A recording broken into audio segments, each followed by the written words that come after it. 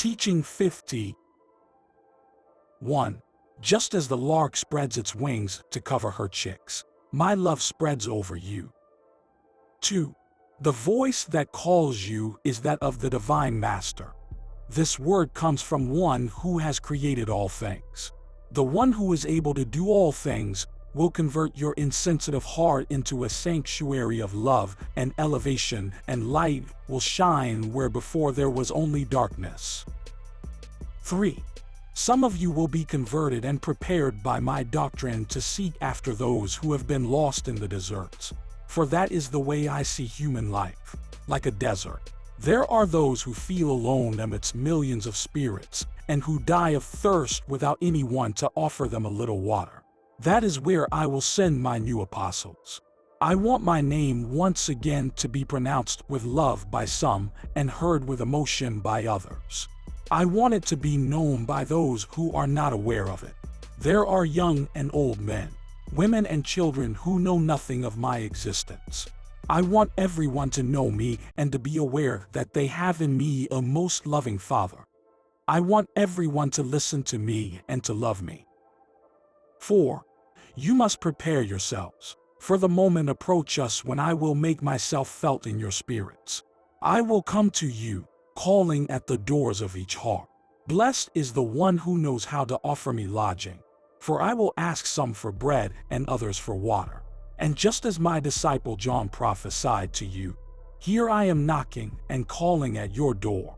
And if any one of you hears my voice and opens the door, I will enter and dine with him and he with me. 5. Be aware that I will not come to ask you for material objects, but for deeds of love from your spirits. For I hunger and thirst for you to love one another and live in peace. 6. Allow my love to blossom in your hearts, thus quenching the great thirst that mankind feels. 7. I have not gotten tired of waiting for you. Instead, you have become tired of walking so far, having made your path so long. Let no one be afraid of following me, for I will assist you. 8. Work hard to help humanity become spiritualized. If you are able to see the results of that effort, you will rejoice and give thanks to your Father. But if you are not able to observe it, do not fear, leave your seed sown on earth. For if you do not harvest the fruit here, you will harvest it in the life which awaits you. How will that life be? Do not worry, but have faith in it. For it is infinitely more beautiful and perfect than this one in which you live today. Your language does not have words to describe those divine things that exist. And if I were to describe them in some form, you would be unable to comprehend it. As you reach each new spiritual dwelling place, I will tell you what you need to know.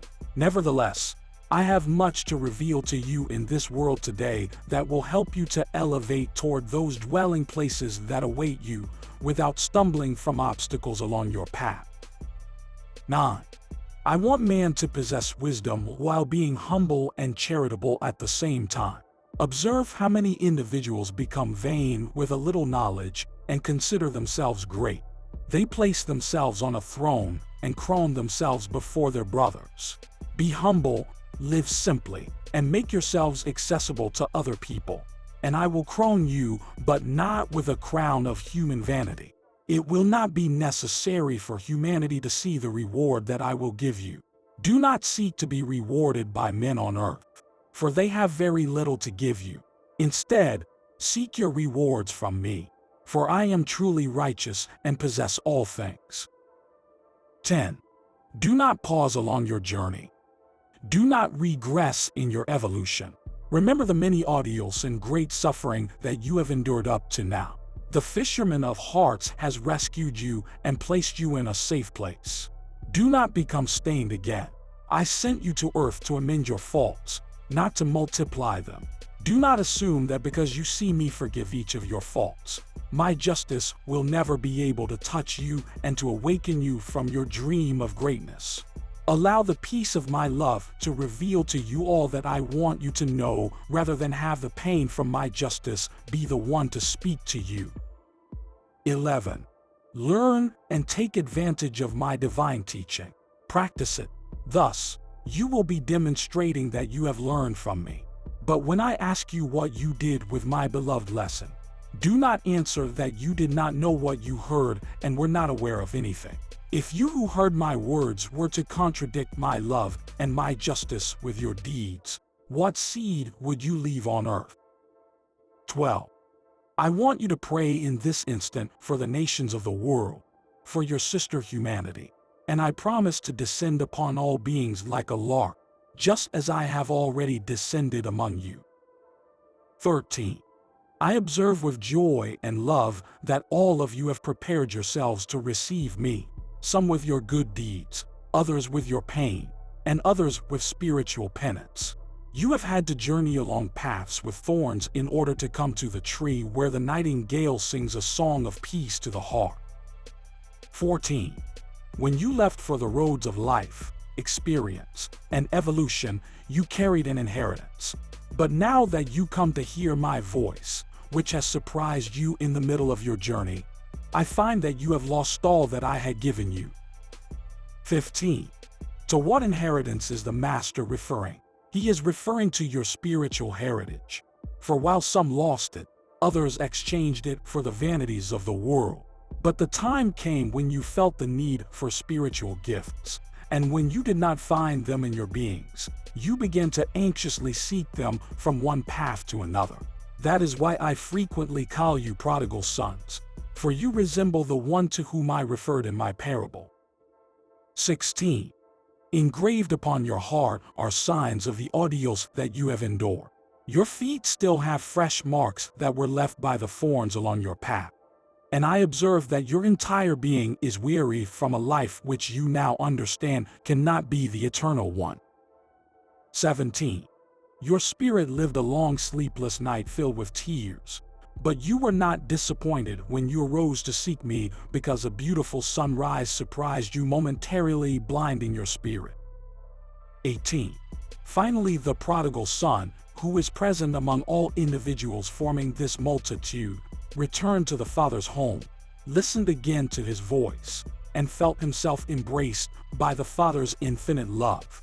The shame that he felt because of his ragged clothing and his bare feet disappeared when he felt the Father's kiss upon his forehead, a kiss that proved that everything had been forgiven by the Father who had long awaited the return of his Son. 19. That is why I have told you on this day that you have all prepared yourselves to receive me and that you have made yourselves worthy of my embrace.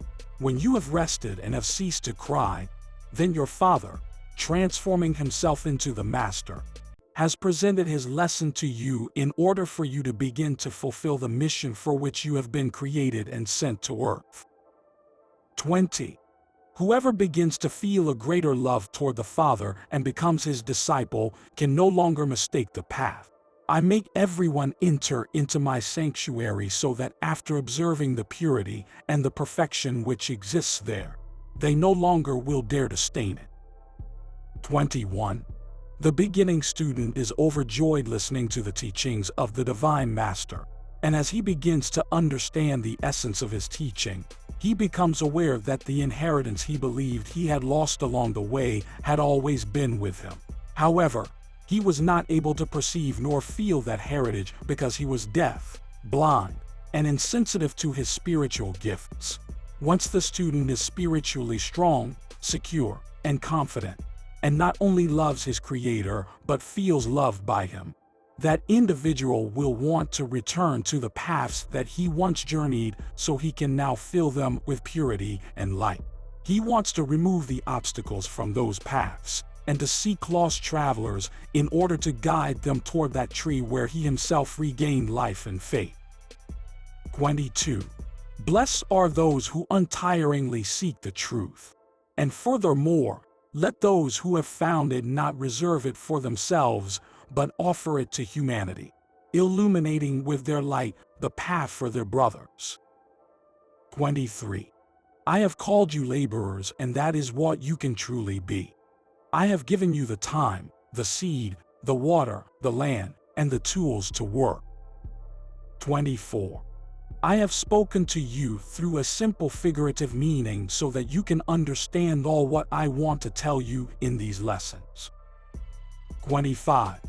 I leave the dew of my love in your spirits to cultivate and caress you. Neither on the hills, nor in the valleys, nor on the flowers have I poured out as much grace as I have in you. My love will always accompany you. But this word, which I now give you through human spokesmen, will not be eternally with you. 26. Hear my words and keep them in your hearts. If I did not please humanity by returning to earth and becoming man again, as many wish and believe, neither will I grant that you continue to hear me in this form after 1950. Today, however, you do not know what I have arranged for you after that year. 27. I am going to prepare you to heal the sick, to comfort the widows and orphans, to convert sinners with words of power, to cure lepers, and to fill the spiritual path of your brothers with light. 28. I am once again entrusting you with the seed of life, of love, and of spirituality, and leaving it to you as an inheritance. Do not lose any more of your inheritance in this life. 29. I leave you my peace, because I am the peace that covers the world, as do the wings of the lark when she covers her chicks in the nest. When will you become spiritually like larks of peace? 30. It has been my will that you be born in this nest of love where you have never lacked nourishment, and where my teaching fills your heart with joy. You are still weak. Your wings have not grown, and your feathers are not fully developed. But the day will come when you will feel strong enough to begin to fly, to travel long distances, and to challenge the fury of the winds. Do not imitate those who have wished to abandon the nest before their time and have fallen to the ground because they still did not know how to flap their wings. Wait until I designate the path, and thus you will not get lost. Like a flock of larks you will scatter, taking with you the olive branch as the symbol of peace, and will form new nests among the trees. 31. You ask me why I have come among you in this period, and I ask you, are you not aware of all that happens around you? Do you not know that what has happened in the world recently and what is happening now is an announcement of my coming and of my presence among humanity? 32. Observe how war is occurring among nations that are most advanced and how evil has reached its highest degree. Lies are accepted as though they were true. Science has revealed great mysteries to humanity and has permitted man to utilize those discoveries for destructive purposes. The world has proclaimed that many impure activities are good. That is when I present myself before you to enlighten you and to prevent you from falling into the abyss. 33. I speak to you with my eternal truth, and I say to you, if you seek pleasures in science, you will find in me the true science and the true joy. 34. How small your planet is, and yet how distant you live from each other. How much division exists in your world. 35. Man is no longer ignorant. His spiritual and intellectual evolution is great. His responsibility during this hour of trial, therefore, is also great. Today, man can say that he ignores my laws and my justice, but that is not true. For man possesses a spirit of light. What occurs is that the spirit yields to temptations and worldly attractions, thus becoming a slave to them and preventing him from utilizing his spiritual gifts. 36. Humanity. I have descended and materialized myself in this form because I love you. My spirit lowers itself to the abyss, and through my charity I save the lost sheep. I come in order to teach you to pray and to ask with your spirit rather than with your lips. The spirit, not the body, should pray since it knows what both need. For I gave you human language so that you would communicate with your brothers. 37. The language of the spirit is beyond your language and your mind. How can the material body express what the spirit feels? Those expressions and prayers will lack in their attempt to communicate with the Father. The following are ways one can better communicate with him. A tear which drops from your eyes, and which often no one sees. A deep sob. Suffering which you offer me in silence and endure patiently. Or your good deeds, which will elevate their essence to me like that of flowers which emit their fragrance.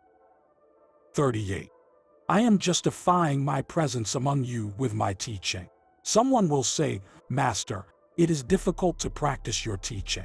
Perhaps it is not an appropriate teaching for our materialistic era. But I say to you that they said the same thing of my word in the second era.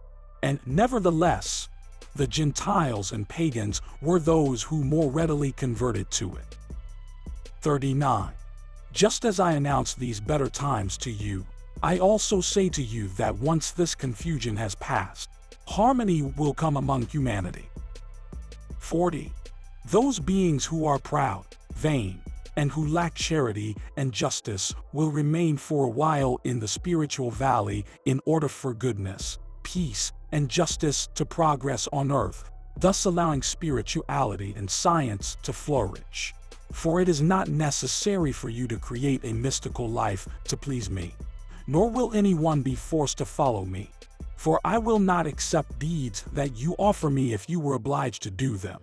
Only your offerings of goodwill, your sincere impulses, and spontaneous love will reach me. Also, I do not wish you to serve me out of fear of punishment. The time has come for you to know that God does not punish his children. Therefore, do not offend me any longer with your bad judgments. 41.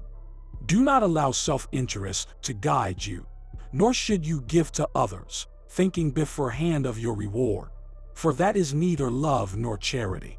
Let not your spirit expect to receive love in the world as a reward for its good deeds. For you have not come to earth to reap love, but to sow it. Your harvest is not of this world. 42. Those who have fulfilled their mission in this life have departed from earth with peace in their hearts, with a smile on their lips, and filled with satisfaction and humility, blessing everyone without giving thought to all the pain which they reaped in exchange for the love which they sowed. I am the perfect and just reward for your deeds. Do not forget what I told you. Whatever you do unto your brothers, you will be doing unto me. 43. If my divine ray descends upon these human spokesmen because they have briefly repented and become spiritually elevated, and if I place upon their lips the word which interprets my divine teaching and causes you to be moved and tremble with its love, then imagine what the Father will give you when your spirit presents itself filled with merits in the spiritual valley. 44. I have gone so far as to tell you, ask me for my scepter and I will give it to you. Yes, my children, know how to ask, and everything will be given to you so that if someday you were to become worthy of my scepter, I would not deny it to you. But I want you to analyze this word well in order not to become confused. 45. Many men of recognized wisdom in the world will not be able to recognize me in this form and will deny me. But do not let that surprise you, for I have already announced it to you long ago when among you I said, Blessed are you, Father, who revealed your truth to the humble and kept it from the wise and knowledgeable. But it is not that I hide my truth from anyone. Rather, those who are poor, undistinguished, and able to see things clearly can feel me better. Whereas scholarly men are not able to understand nor feel me because their minds are filled with theories, philosophies, and certain beliefs. But the truth is for everyone, and it will come to each one at the designated time. 46. Many will come to tell you that I am not the one who speaks to you and that this word does not contain my divine essence. Then some of you will doubt and tell me in your anguish, Master, how is it possible for me to lose faith and have to walk without the law and without God? But truly I say to you that whoever has felt me and seen me can no longer doubt me. 47. Men became separated long ago by their state of turmoil and darkness. Today they will become united through my divine light. The Tower of Babel built by men has been destroyed. But throughout all nations and races, men have continued to construct that tower of arrogance within their hearts. Only a spiritual storm can bring it down, and that storm is now beginning to shake the foundations and walls of that tower. Once this tower has been destroyed, another one will be raised in its place, one which cannot be destroyed because its firm foundation will be based on brotherhood and harmony rather than disharmony. 48. To help you understand my lesson, I say to you, receive me in your hearts so that you might understand the doctrine which I come to reveal to you in this time. This word which I bring to you is the New Testament, which will lead you to eternal life. Blessed is the one who recognizes the virtues of this word, for in the hereafter he will recognize the virtues which exist there. Do not ask for proof in order to believe, for you would be imitating the pagan people of long ago. And this is a new era. Do not allow your materialism and your doubt to reject and even murder your prophets as you did in the first era. You have reincarnated in order to progress along your path of evolution and not to detain yourself by having to repeat the same lesson. My new teaching is more profound. Thus I, myself, have come to explain it so that you will understand it. 49. All of you are receiving the same teaching. However, you do not all have the same number of reincarnations. You live in the third era, and yet there are those who do not know where they are, nor where the truth is, nor where the right path is. 50. This is a time of the light and of the Spirit, yet many still do not know how to truly worship God. While some do not fear my justice in the slightest manner, others fear God in an erroneous and unjustified way. I tell my disciples that man should fear himself, for he is the one who is responsible for his behavior, the one who builds or destroys. How unjustly you act toward your Father when in the midst of the pain which you sow for yourselves. You ask me, Lord, why do you punish me? I do not place a crown of thorns on the heads of my children, nor a heavy cross on their shoulders. They sentence and crown themselves and burden themselves with hardship. 51. Jesus, the righteous Son of God, accepted the crown that you offered him and the cross which you imposed upon him. He did that because only he was worthy of tracing the path, through his own blood and sacrifice, by which man needs to ascend in order to cleanse his sins. 52. I am your judge, but my judgment, which is unchangeable and unyielding, originates from love. Today, I come to judge the living and the dead, but you need to understand who are the living and who are the dead. I am the resurrection and the life, and I am resurrecting those who have died to the truth. I come as king, but I do not bring a crown of vanity, for mine is the humble kingdom.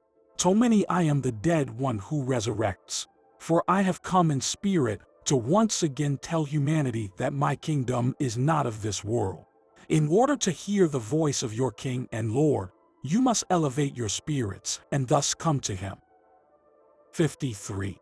Whoever lives his life on earth yielding to temptations has been a slave to the world and to the weaknesses of the flesh. Thus, when it is time for him to depart from earth, he will lack strength, spiritual elevation, and will essentially be dead spiritually. 54. In the world, people raise altars to evil and worship it in different forms. They ridicule and battle righteousness as though it were harmful or useless. But if from eternity my voice summons you to come to me by following the righteous path, which is the only path that leads to me, it is because I am your creator and you belong to me. I seek you because I love you, and I do not want anyone to lose the happiness which I have prepared for all of my children. Like a thief, I have come to surprise you. But the only thing that I have come after is your spirit. Having seen that you carry a heavy cross, I have not come to add to its weight with my judgment. Rather, I have come to help you carry it. 55. Truly I say to you that I still cannot ask you for perfect deeds because you are born in and live in sin.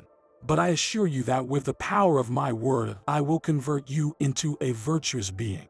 The gifts that exist in your spirit, and which humanity believes only belong to the prophets and virtuous individuals from past eras, will manifest themselves in this period even among great sinners. And it is through those gifts that humanity will be saved. 56. I thirst for your love and hunger for your peace. However, if you are also hungry and thirsty, then what can you give me? Your spiritual mission is to attain spiritual peace, which you can attain through prayer and being vigilant. Briefly pray each day and use the rest of your time to fulfill your spiritual as well your material duties. 57. Tell humanity that I have illuminated the path for sinners so that they can get away from the abyss. I come for those who are lost since the righteous are with me already. 58. I will teach you to walk through the world with humility and with strength at the same time. When my communication began in this time, who could have told you of all the spiritual blessings which you would enjoy? 59. You analyzed the prophecies of the past eras and confirmed that my new manifestation was announced. When Mary, your celestial mother, manifested herself through human spokesmen, there were those who asked themselves, was Mary's presence also announced? Truly I say to you, if you correctly interpreted the prophecies of John the Apostle, you would know that her presence was also announced for this period. 60. Many individuals among this nation of people have not bothered to analyze the scriptures because their intuition and faith are telling them, this is the divine master. This is our spiritual mother. 61. Truly I say to you that wherever I manifest my spirit, Mary's tenderness and sweetness will also be present. 62. Why have so many rejected her? Be aware that if her only mission on earth was to give birth to Jesus so that God could manifest himself through his Son, then I would not have designated her as mother of humanity at the foot of the cross, nor would my disciples have recognized her as their own mother after the Master departed. In this time, part of humanity denies her purity and divinity, while another recognizes her as universal mother and worships her with rituals that reflect fanaticism, ignorance, and idolatry.